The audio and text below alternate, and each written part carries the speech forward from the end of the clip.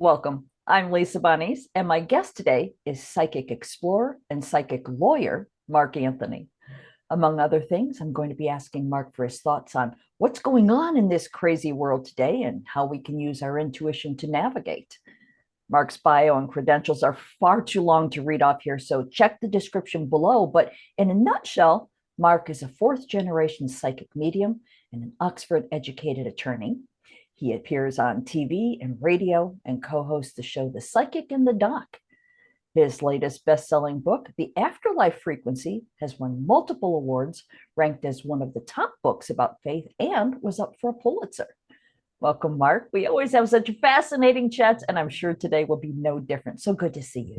Well, thank you, Lisa. It's always fun working with you. It's like we're just sitting around drinking coffee and tea and just two friends discussing really cool metaphysical topics. Absolutely. And there are so many places we could go and will go. You're not only a psychic, but also a lawyer. Let's start here. Uh, have there been occasions when your overlapping careers as an attorney and a medium have conflicted? They never conflicted. They always worked together. And for the benefit of the listeners, I'm not actively practicing law anymore. My focus is on mediumship, my spirituality, my work as a near-death experience and afterlife researcher, and studying ancient mysteries. And being a medium and being a psychic medium is part of my skill set. And it's given me insights into cases. And people are always asking, well, do you always win your cases? Well, your cases are based, the strength of the case is based on the evidence. And certainly as a criminal defense attorney, if people ask, well, how can you represent somebody you know who's guilty? Well, if you only took innocent people, you probably wouldn't have very many clients. And so the strength of your case is based on the strength of your case and the evidence.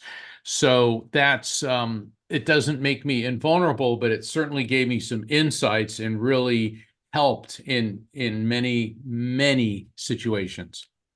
Yeah, I bet. So, did you ever use your ability as a medium in your work as an attorney? Well, in my book, Never Letting Go, I explain how I was conducting jury selection on this one case. And what had happened, it was my client, I was a criminal defense attorney at the time. I started my career as a prosecutor. I was working for the state. And then I went over to criminal defense. And so I'm representing this big bruiser guy, and he got into a fist fight with another big bruiser at a bar.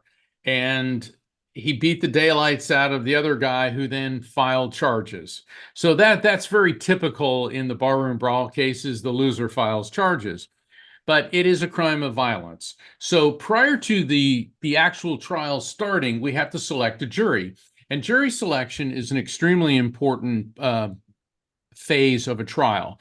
And most trial lawyers, and to an extent, I believe this as well, trials are won or lost at jury selection. And the prosecutor gets to ask the prospective jury panel questions, and then I get to ask them questions because the point, Lisa, is to determine if people have biases, and then we get them excused before in this case, it would have been 6 jurors and an alternate. Okay. So now it was my turn to ask the prospective jurors questions. But the thing is, during the whole jury selection process, I kept getting drawn to this one woman, and I kept feeling this clamping around my throat, like I couldn't breathe, and this female spirit around her. And I'm like, okay, this is not the time to be doing this. I got to focus on my work. But it kept intensifying. So I stood up at the podium and I started with a preliminary question after I introduced myself. I said, has anybody here or a family member been the victim of a violent crime?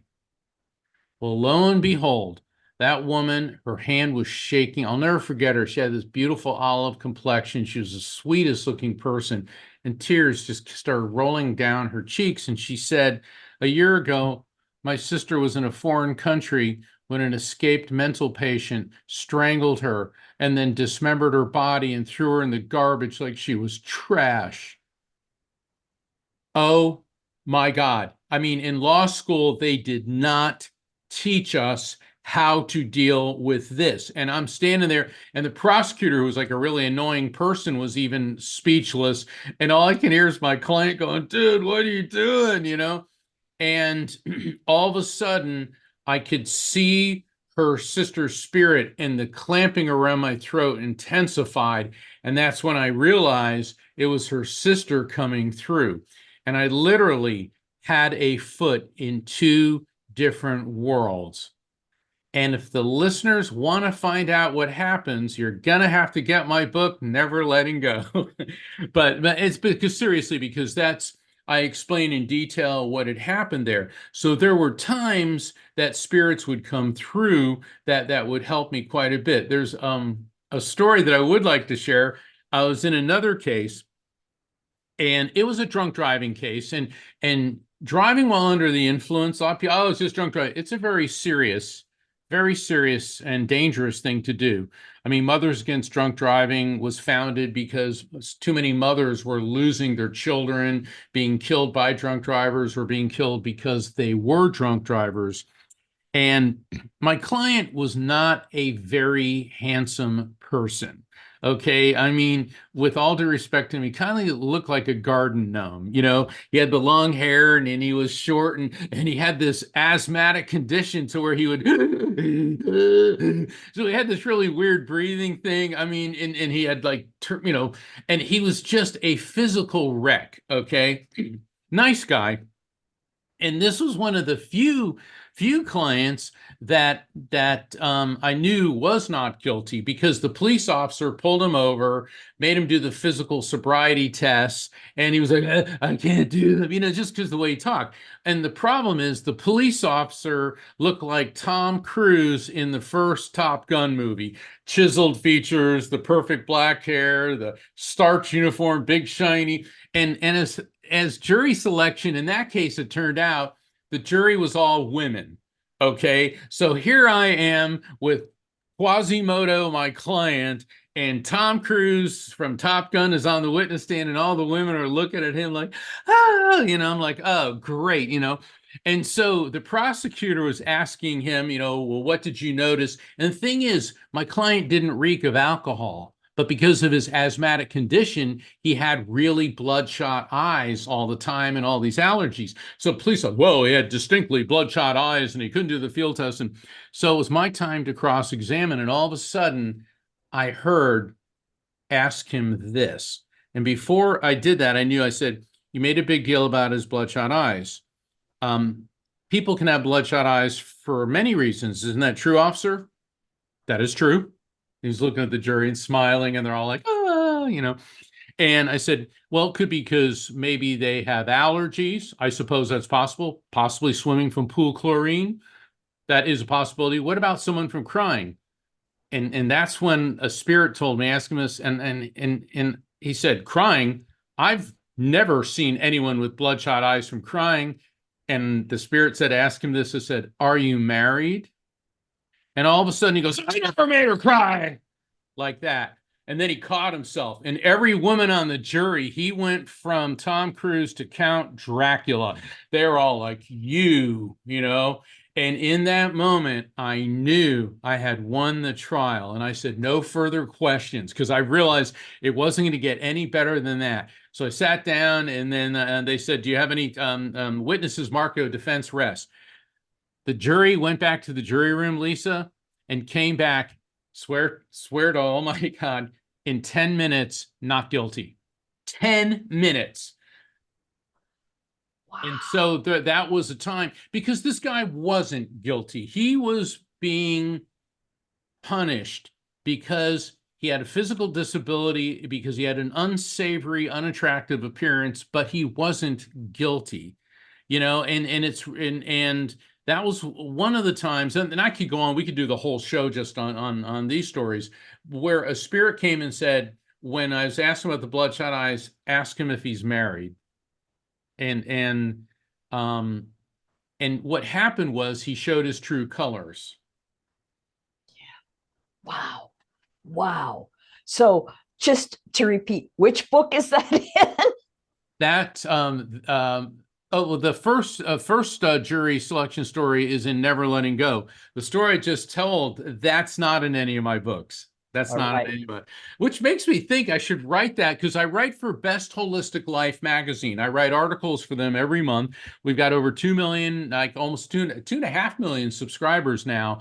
And I write a monthly column. I just was voted, and I'm very humbled, very honored by this as Visionary of the Year by Best Holistic Life, and I made the cover of the special June Award edition of 2025. And my radio show, The Psychic and the Doc, that I co-host with Dr. Pat Basili, and she's a world-renowned behavioral psychologist. We just won 2 years in a row Best Radio Show of the Year. And so I invite all the listeners. You can call in every Thursday at 4 p.m. Pacific, 7 p.m. Eastern, and all times either side of those. And I do many readings for callers. And then Dr. Pat, using her amazing insights, helps people get the maximum benefit out of the messages. Oh, it's a great show. We've had a lot of really wonderful guests on, and people can find out about that by visiting my website, which is afterlifefrequency.com. But yes, being an attorney and being a medium has led for a very interesting career. And if I can, there's a story that I wrote about in the Afterlife Frequency where I did a reading for State Senator William Delgado of Illinois, and his son had died from a drug overdose from prescription medications. He was given two different prescriptions which were not good in combination. It wasn't his son's fault. It was medical malpractice. Okay. And so I did a reading for him, and he was very touched by what I did.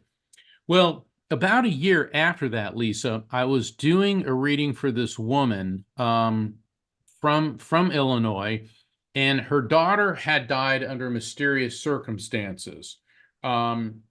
She wasn't murdered, but her boyfriend wouldn't take her to the emergency room. He thought she just had a fever, and he was giving her aspirin while he went out to party with his friends. As it turned out, she had, I believe it was sepsis.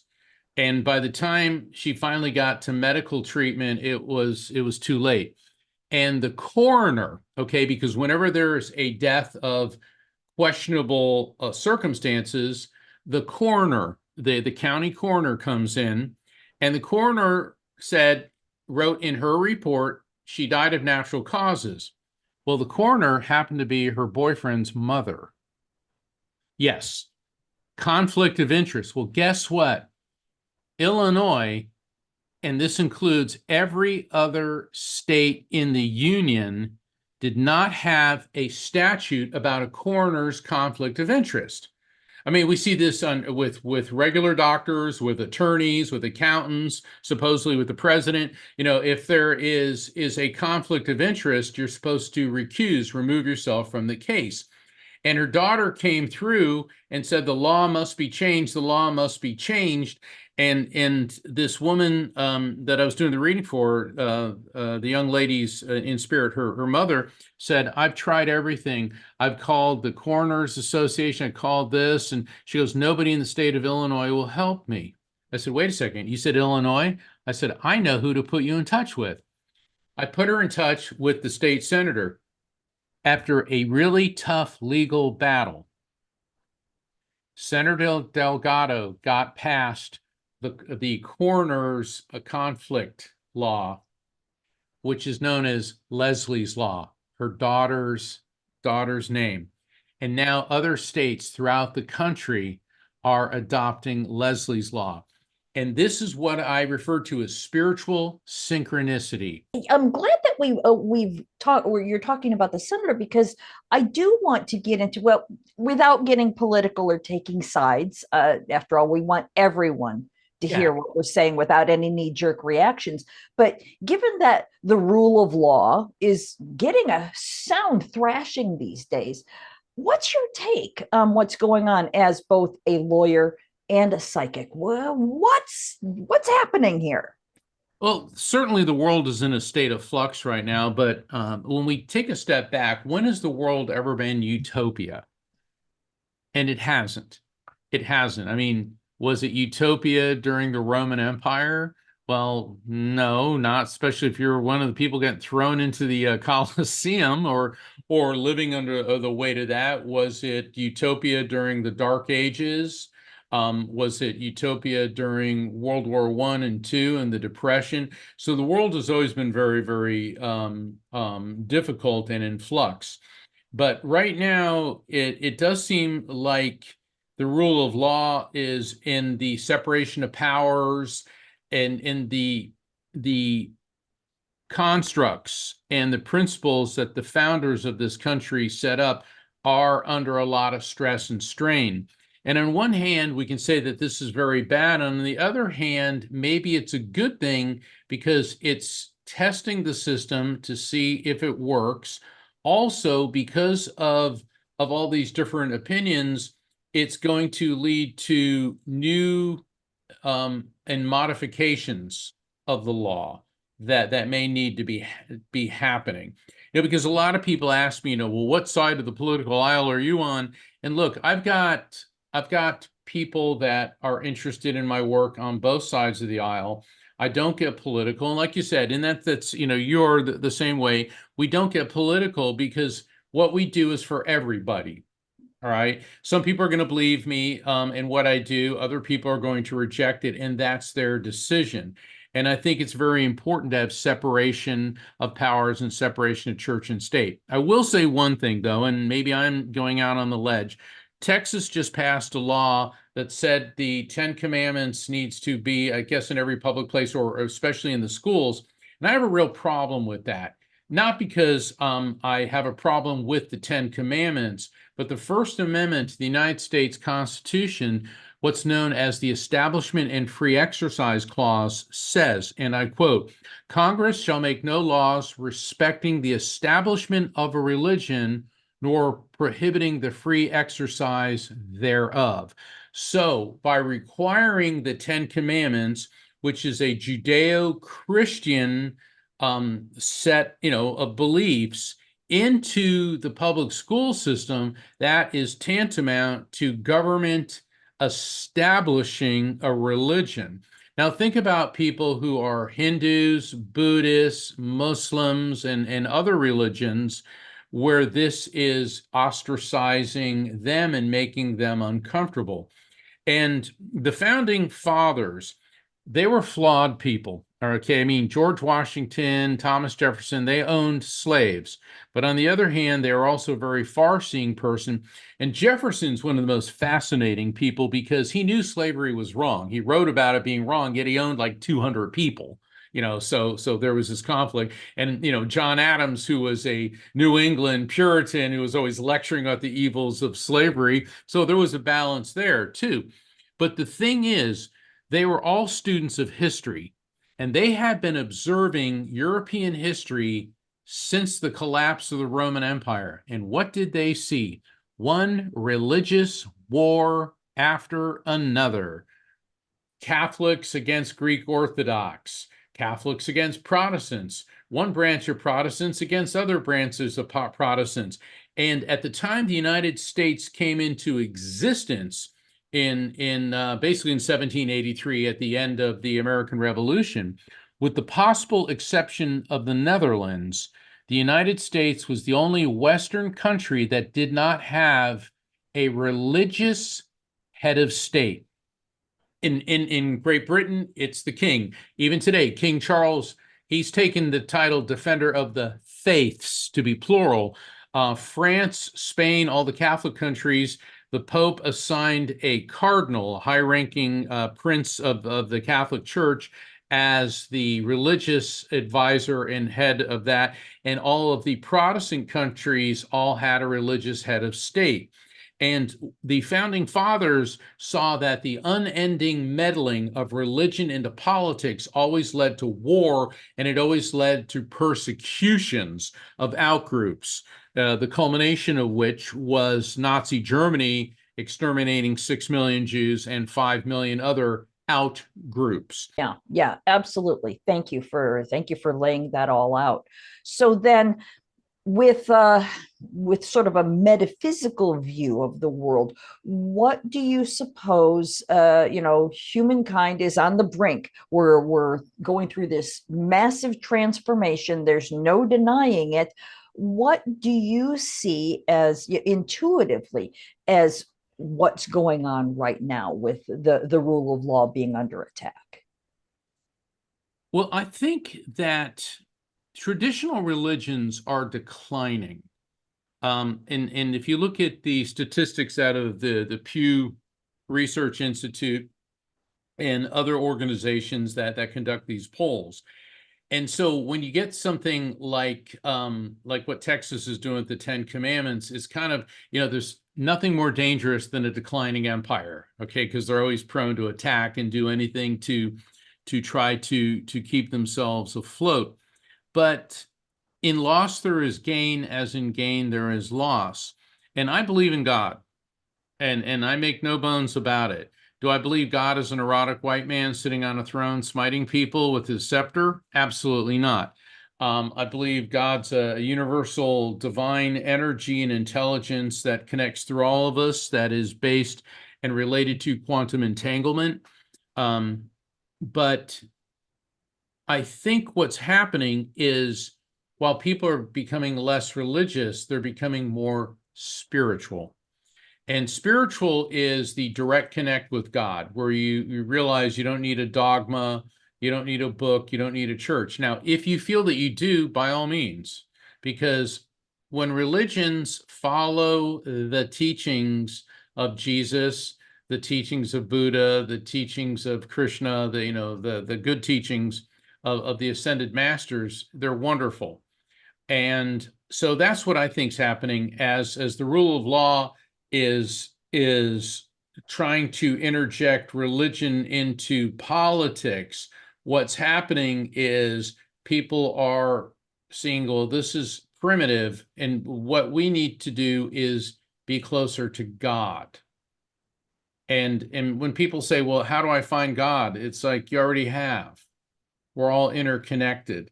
And with messages from spirits, and you brought this up in one of the interviews we did with Shift Network. Let's talk about messages from spirits. They're all about peace, love, and understanding. It's when people like these fanatical terrorists with their so-called spiritual advisors. Well, they're not spiritual, they're religious advisors, they're religious fanatics, because the divine power that you call God, and the Arabic word for God is Allah. The Hindi word for God is Rama. Okay. You go through, whatever you call God is God. Um, you know, it's a spiritual message if it's about peace and love and understanding and protection. You know that it's not spiritual. Instead, it's from the human ego created by the brain, edging God out, the ego, the me, when it's about anger, bigotry, hatred, violence, and destruction. And so therein lies the difference. So when people say, well, I'm hearing from God, it's like, well, God doesn't tell you to take a gun and go into a school and shoot people. God would tell you, give money to the homeless, help people, love yourself, love others as you love yourself, make amends, seek forgiveness, give forgiveness. That's what the messages from the divine are. Mhm. Right. Thank you. Thank you for that.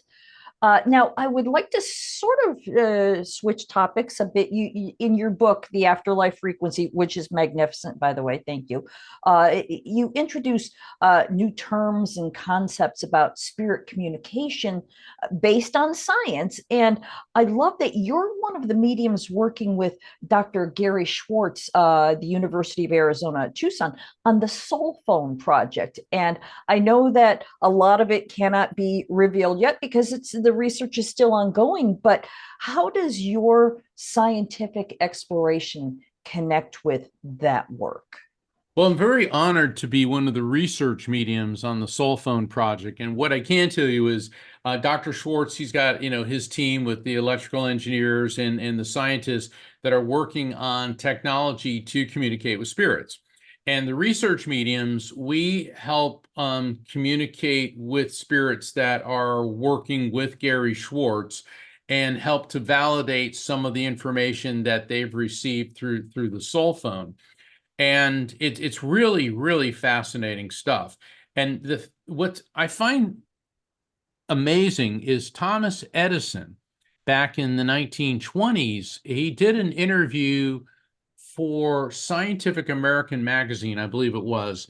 And he said that, I believe I can create a device sensitive enough to communicate with discarnate intelligence, meaning a spirit. And he called it the spirit phone. But um, unfortunately, he died before he could complete it. And so Gary Schwartz had the benefit of a century of scientific developments, not just in quantum physics, but also in advanced circuitry and electronics technology, which will be and is capable of creating the technology sensitive enough to communicate with spirits. And what I've seen, I've been in the laboratory and I've seen it, it's like, whoa, really, really cool. So what the objective is to get to the point where the creators of the soul phone don't have to legitimize it, the actual device will. I do believe, Lisa, within our lifetime, we are going to have this miraculous, this incredible technology. Yeah, yeah. And I know when I first heard about the Soul Phone Foundation, I was like, all right. I mean, I'm open-minded and I would love for these things to happen, but it just sounded a little wacky to me. But the more I looked into it, and again, with your work, I mean, you've developed the term the electromagnetic soul. So there is a scientific basis for all of this work. So talk about that a bit, if you would. The electromagnetic soul, after a lifetime of being a medium, and in my practice as an attorney, I had to work with scientists quite a bit and forensics. And then in my personal injury practice, I worked a lot on head injury cases. So I had to study the human brain. And when I left the practice of law and started focusing strictly on mediumship, I was like, well, how is this possible? How am I able to do this? And then all of a sudden, everything I worked on with the brain started making sense. We know from faith, and I've been studying God since I've been a child. I wanted to go into the clergy. I've always been fascinated with different belief systems and religions and perceptions of the divine. Every belief system teaches us, Lisa, that the soul, the spirit, the who and what we are, pre-exists the body, comes into the body, moves on after the body dies. The first law of thermodynamics and physics teaches us that energy is neither created nor destroyed, only transferred from one form to another. Neuroscience, the study of the human brain, teaches us that the brain has an electrical field. We can measure the brainwave frequencies, and even though the brain is only 2% of the body's weight, it uses over 20% of its electromagnetic energy. So I developed the term the electromagnetic soul to describe what we really are, which is pure consciousness, a soul, a spirit that is eternal electromagnetic energy.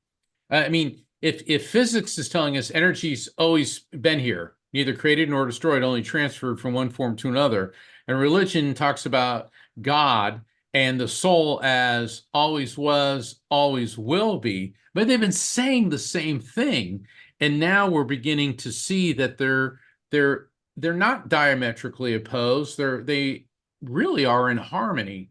And so the soul, the electromagnetic soul, the EMS, is a coherent energy field. And when we die, think of that energy field as like a drop of water, which leaves the brain, and the brain's like a computer hard drive. It didn't create the soul, it merely hosts it. So when that brain crashes, in other words, when we die, that hard drive dies, our soul gets uploaded to this other frequency.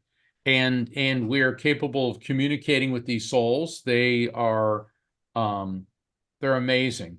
Working with spirits and spirit communication is just, it's such an honor. I mean, I thank God every day for this ability to be able to make connections between people here and their loved ones in spirit to help ease the burden of their grief, to help gain insights into people's lives. And the thing is, it's not hocus pocus or magic.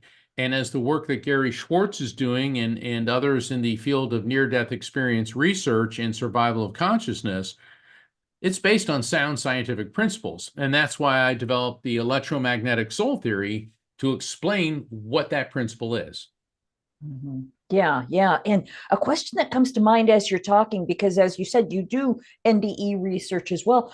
One of the most fascinating things to me is hearing from people who've had NDE saying that when they're on the other side, they see colors that don't exist in our physical world.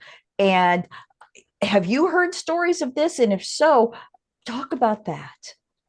Oh, yeah, have I heard stories about that. In fact, my manager, Rocky, a couple years ago, she went in for a routine procedure and then she died on the table and they had to put a respirator on her. And she said that she thought it was a dream that she was standing by a brook. And she said there were flowers and colors all around her that she'd never seen. And she wanted to cross the stream, but an intelligence told her you can't cross the stream. And she came out of this. And she thought it was just a dream. And then we were at IANS, International Association for Near-Death Studies, and she was explaining this to Dr. Evan Alexander, and he hugs her and he goes, "You had a near-death experience." And she said, "Well, I just thought because I worked with Mark, maybe I was jumping to a conclusion." He said, "No, that's what it is." You see, the normal human eye can see 1 million colors. Now the reason that we're able to see color is because of the structure of the retina. And in the retina, there's what's called cones. And we have three cones, red, blue, and red, blue, and green. And so we can see these million colors. But there are certain women, and it's because of the two X chromosomes, can see 100 million colors because they have an abnormal gene, which I don't like the word abnormal. I think it's a super gene, which gives them an additional cone that's yellow-green. And so they can see an entire array of colors that people who are not tetrachromats can see. They can see 100 million colors. You can be a tetrachromat and not even know it, because unless it's specifically like you would look at something and that's just the way you see it. Like if I pick this up, all right, it's yellow, but for a tetrachromat, this may be a yellow that I can't even possibly begin to fathom. So take the electromagnetic soul out of the human body. When we're in the human body, we're limited by our physical structure. So our eyes are designed with the three cones to see white light and what's there. But once you're an electromagnetic soul, and this happens during a near-death experience because you're not seeing with your eyes, you're seeing with the EMS, you are now able to perceive the entire electromagnetic spectrum. And you're going to see a lot more than 100 million colors. And that's why people who have near-death experiences talk about these colors they can't even begin to describe. And so this is not just some fanciful hocus pocus. This appears to coincide with the fact that our physical perception is very different from what the electromagnetic soul is capable of perceiving. Right. Wow. And then this, of course, brings up many more questions. The first one is that um, you're explaining that some people, women, can see things that others can't. Does this also correspond to some people have our psychic abilities while we're in the physical? Some people see spirits. Other Right. people simply sense them or smell them. Is that is this what we're talking about here? Our ability to sense different frequencies? How does that work? We all have the same basic physiology, but there's variations. For example, with tetrachromats, they have this unusual genetic gene which gives them an extra cone in their eye so they can see a wider array in the electromagnetic spectrum. And in spirit communication, there's two main receptor areas. One's at the bottom of the rib cage, that's the diaphragm, or actually just below it is the solar plexus. And the solar plexus is the second most complex bundle of nerves outside of the cerebral cortex in the body. And there are scientists who are calling it the second brain. I mean, an octopus has 9 brains, one for the head and one for each arm. So other species have more than one brain. And this is where we pick up on emotional feelings. Like when you say people feel things, ever hear gut instinct? Where do you think that comes from? Okay, every mom has that gut feeling. Okay, women are good with their women intuition. You feel it in your stomach. Talk to military, feel it in the gut. Okay, that's where these expressions come from. The next area is the pineal gland, and the pineal gland is behind the center of the forehead. And for our friends that do yoga, that's the third eye chakra, the indigo chakra. And so about 4.5 to 5 inches behind the center of the forehead, there's a very tiny gland, the smallest gland in the human body. It's between the size of a grain of rice and a lima bean, yet it's the most mysterious, one of the most studied, and one of the most misunderstood or least understood glands. It regulates our circadian rhythms when we're tired, sleepy, hungry, amorous. It secretes melatonin and controls our circadian rhythms when we're energetic, when we're sleepy, when we're tired. It regulates brainwave frequencies, and recent discoveries, well, they're about 20 years old now, so not so recent, have found that there's calcite and magnetite crystals in them, which when exerted to pressure generate an electromagnetic field. In other words, Lisa, we got a TV studio in our head, and that's where we receive the information of a technical nature. In other words, visions, I see it, I hear it, I understand it, and the sensory receptacle is the solar plexus. This is all so very, very fascinating. I've got so many questions, but I wanted to ask also in your book, the Afterlife Frequency, you talk about the collective consciousness. And I'd really like to talk about what's going on with the collective consciousness. How do you define that and what's up? Think of our brain as the computer hard drive, and that our EMS, our electromagnetic soul, is not created by the brain. It's merely hosted by it. And that's why, like, when I communicate with spirits of babies that died in utero or in infancy, they're immortal living beings capable of perfectly intelligent and very complex communication. We tend to associate the body with the soul, and that's not the case. So when we physically die, think of the EMS as like a drop of water which leaves the body and plunges into this eternal sea of souls.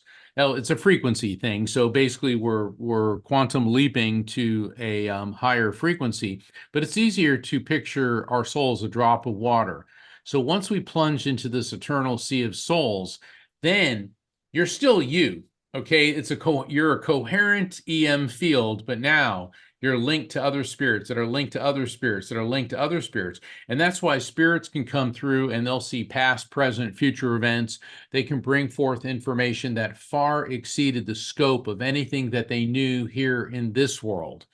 And so the collective consciousness, is this God? And I believe this may be God. And the collective consciousness isn't just limited to Earth. It appears that it transcends dimensions and can be interconnected with the collective consciousness in other dimensions. I would like to stick closer to planet Earth because it's easier for us to understand. But for example, I'll be doing a reading for somebody that will come through and start giving very complex medical information. And my client will say, well, my grandmother, she only had like a 6th grade education. She didn't know any of that. Well, maybe here on planet Earth, she had a 6th grade education, but as an electromagnetic soul patched into the collective consciousness, think of it like the cosmic internet. She knows a heck of a lot more than than we do here. Yeah, okay. Thank you. And this, I think, is a beautiful sort of precursor to my next question because the Now podcast is all about stepping into our power now at this powerful transition point that humanity finds itself at. We really can make a difference in humanity's future. And I'm wondering, how do you find this playing out in your own life? What is your spiritual message for the world? It was presented to me by the spirit of my mother a couple weeks after she passed. And it's an interesting story, but I'll get right to the message. The message is that what I'm supposed to be doing, or my mission in this life, is to help people understand that the divine power we call God exists, that the afterlife, heaven, nirvana, happy valley, whatever you would like to call it, exists, that our electromagnetic souls are immortal living beings, that humans can communicate with souls, and that we will all be reunited with our loved ones in the light we call God when it's our appointed time to leave this world. So it's a 5-point message. And once again, I remember when that message came to me, and I'm like, seriously? I'm supposed to do this. And then my doubts gave way to, that's why I'm here. And so, when people think about God, do I know exactly what God is? Of course not. I don't think anybody really does. Religions, create constructs. God's not a neurotic white man sitting on a throne with a scepter. You didn't give 10%. That's a medieval constructs. And the reason people then created that is because they were depicting God as a male, as a king, as an authority figure, as somebody you looked up to and venerated. Whereas I believe more along the lines of what Nikola Tesla said is that what one person calls God, another calls the laws of physics, which is an energy that flows through us, always was, always will be, everywhere, all at once, which is what all religions say God does. That heaven, the other side, exists. I know it does. I communicate with it all the time, which begs the question, does hell exist? No. Hell's here on earth. If you don't believe me, look at Gaza, look at Somalia, look at just people living on the streets, wondering where their next meal is coming from. Hell is here on earth. When we're released from this material world dimension and we quantum leap into a purely energetic state, then we're free of all that. Certainly, we can communicate with spirits. I believe every one of your viewers has probably had a dream where they felt they had a conversation with somebody who had died, a loved one who had died. Or you just feel sometimes that, gee, it feels like my mom is around me. Or you smell a familiar scent that makes you think of your grandfather and there's no source for it anywhere. These are all different types of contact experiences. Okay. And we'll all be reunited in the light. It's one of the things near-death experiencers love to talk about is when they leave their body, they see people that they know who died, and the people are always really happy. They look great. Everybody looks great. They all look like they're in their 20s and they're physically healthy, and it sounds great, And we will all be reunited at one point. But why are we here in this world? Is it to be the best we can be? I think it is. I think that instead of looking at misfortunes and challenges, look at them as obstacles that we must overcome. And we're given chances every day to do something positive for ourselves, for other people, for the environment. And that's what it's all about. It's learning to harmonize and live as an individual, but realizing we're part of something much greater. All right. Perfect. Thank you. And of course, brings up questions. You mentioned hell. And I think that a lot of people use Hitler as the example, but that's too pat, and that's going down a rabbit hole I don't want to discuss. But let's say that somebody was horrifically abusive to their children. I mean, just violent and awful. There are people who do absolutely abominable things to others here. And I agree with you that they don't go to hell per se, but I think a lot of people here in on Earth feel like there's got to be some kind of punishment. There's got to be some kind of reckoning. So, what are your thoughts on that version of hell, as it were? Well, the Hindus and the Buddhists don't believe in hell, but they do believe in reincarnation. And so everything you do is going to come back to you, because in the legal system, I certainly saw a lot of very despicable people that always seem to get away with it, always sort of slide through everything. But we're also only seeing a very small snippet of their existence, because as Gary Schwartz's wife Rhonda, friend and fellow medium, said, we have one life and it's eternal. So we go through a series of lifetimes. So we're on the afterlife frequency, then we come into this world, then we go back to the other side, we come into this world. So there may not be hell, but there is reincarnation. So my advice to everyone is be nice. So there is hell to pay eventually. That's what my belief is. There are people who give detailed accounts of a prior life, and there's several that I've studied and discussed where it's usually a child who starts describing something of a lifetime that didn't happen that long ago, and everything the child says can be objectively verified, and that child has zero reason to know anything about that. Real quick, there's Ryan Hammonds. He was born in the Midwest to a Baptist family, and one day, he's like 3 or 4 years old, he says, "Mom, I used to be somebody else. I lived in Hollywood. I danced on Broadway. That's how I started my career. I was married 5 times. I lived in a street with the name Rock on it, and I had a swimming pool, and I really liked that life." Now, children have active imaginations, but his mother started keeping a list and notated 230 things on that. Then one day they're going through a book on old Hollywood, and he points to a picture and goes, "That's me." Well, it was a picture from a 1932 Mae West film, and the person that he pointed to wasn't given a name in the book. And that's when they brought in Dr. James Tucker from the University of Virginia Division of Perceptual Studies. He got a film historian on it. It was an uncredited extra whose name was Marty Martin.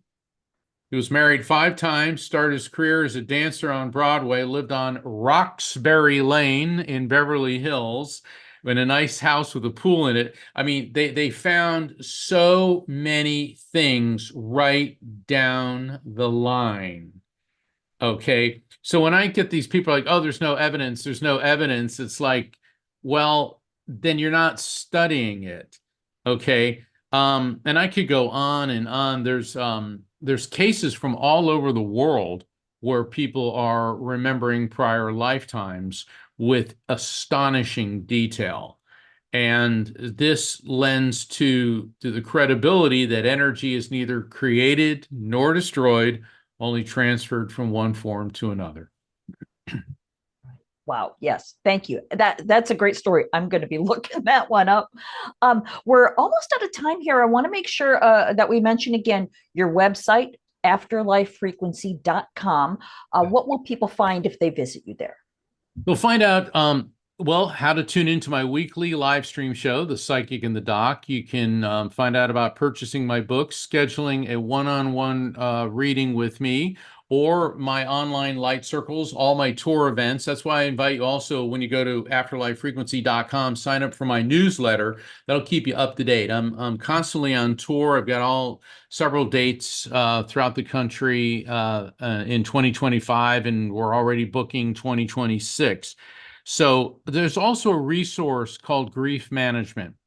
And if you're coping with loss, there will be things there that can be very helpful for you. And if you know somebody who has recently lost a loved one, I invite you to go to the grief management page on afterlifefrequency.com, because I wrote a blog, the things to say and the things not to say to someone in grief.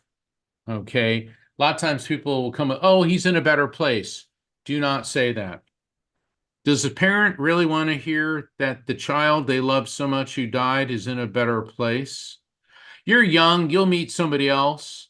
Does somebody really want to hear that her husband died? She'll meet somebody else. And the thing is, when you say things like this, you don't mean to be unkind. You think you're doing the right thing. Whereas the things to say, I'm here for you. I don't know what to say. That's better than he's in a better place. Or tell a story. I always liked your mom because she always made me feel so welcome every time I came to your house. She was such a great lady. That's what people want to hear. Sometimes a hug is okay, or just, I love you. And as cliche as it may be, I'm so sorry for your loss. That's a good thing to say. And so that's one of the resources that you can find on afterlifefrequency.com. Wow. Thank you. Thank you so much for offering that. Wow. And thank you for spending some time with me today, Mark. I knew this was going to be a fascinating conversation. It always is.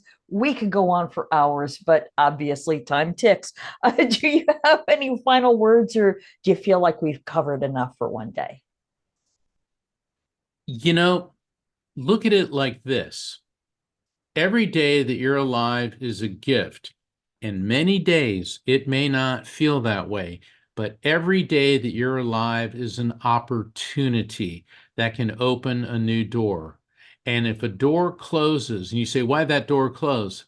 It's because what was behind that door was not the path you were supposed to take. Another door will open.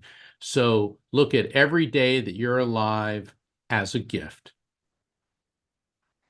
Beautiful. Thank you. Beautifully stated. Wow. Thank you again, Mark. I want to remind everyone I've been talking with psychic explorer, psychic lawyer, and psychic medium Mark Anthony. Thank you for being with us today. Thanks for listening. Check out Castle Gate, a novel based on my own ancestral healing journey, at lisabonis.com. In 1921, 4 men set off from Scotland to the United States. Will Garrock, his brother Pete, his son Willie, and his nephew Thomas, all coal miners. They left behind the miners' rows and the nationwide mining strike with its soup kitchens. Their destination was Castlegate, Utah, where they had kin to welcome them before sending for their wives and children. They prospered in America, working in one of the finest mines in Utah. Until that tragic day, March 8th, 1924. Disaster struck. 3 explosions, trapping 171 men inside. Rescue crews worked tirelessly for days, but sadly, they could not save a soul. Women were widowed and children were orphaned, and some never recovered from their broken hearts. Castlegate is the true and tragic saga of a Scottish family whose dreams of finding their fortunes in the bountiful coal mines of Castlegate, Utah during the Prohibition era explode in one of the most devastating mine disasters in American history. Learn more at lisabonis.com.